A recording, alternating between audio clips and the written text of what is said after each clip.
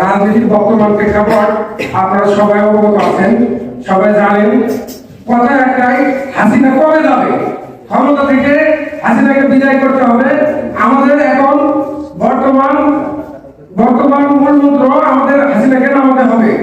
সেটা হলো আমাদের জীবনের বিনিময়ে অলরেডি শুরু হয়ে গেছে।